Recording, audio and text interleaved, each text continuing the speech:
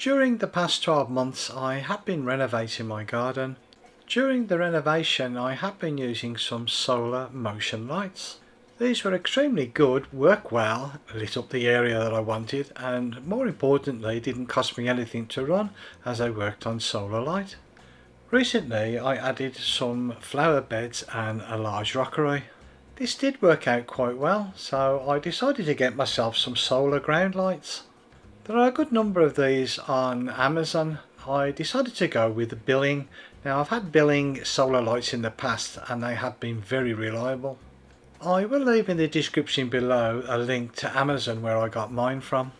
The user manual was quite simple, basic, very easy to follow and gave you all the information you needed to know about these ground lights. I did need a good number of these and fortunately they did them in packs of 8.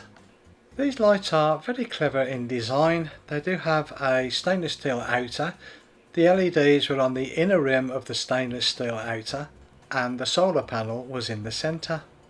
On the underneath there were 4 sealed holes for the spikes and the on and off switch. The stainless steel outer was held in place on the main body by 6 non-rusting screws. On the inner rim of the stainless steel outer are 8 bright LEDs. And finally the solar panel. Now this has 2 functions. 1, it charges the battery, and 2, detects whether it's light or dark. Although this is waterproof to IP67, they do have water drain holes. 4 sealed holes are used to locate the spikes on the bottom of the unit. And finally the on-off button is encapsulated in silicone rubber. The total size is 11.5 centimeters by 4.5 centimeters deep. Putting a hand over the solar panel will fool the light into thinking it's going dark. These lights will progressively go brighter as it gets darker. I did think this was very clever how this was done. The spikes are made in 2 parts and are made of high impact plastic.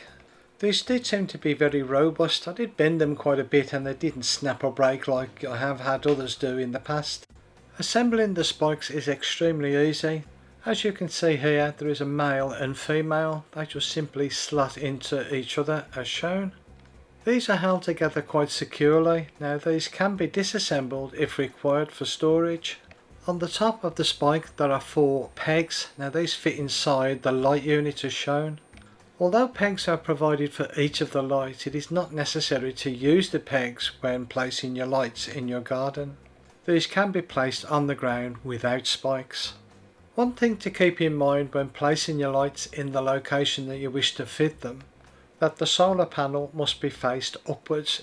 Do not put it in a situation where your plants or anything is overhanging the solar panel, as this needs to see sunlight to charge. During the daylight hours, more so when the sun is out, it can take 6 to 8 hours for the batteries inside each unit to charge. One thing that I would be very mindful of is if the lights are placed and pushed into grass, I would remove them first before using your lawnmower, as some of the lawnmowers are quite efficient and would suck up the light units and get damaged. For me this would not be an issue as I bought these for my flower bed and rockery. I did try these round various parts of the garden just to see what they'd look like and I was quite impressed. As it goes dark the lights will slowly go into brightness. They will last about 10 to 12 hours depending upon how much charge they've had during the day. I'm very happy with this purchase as they do give a really good effect of a night time. The lights are quite robust and waterproof to IP67. They can be used with or without the spikes. I hope you found this information of use to you.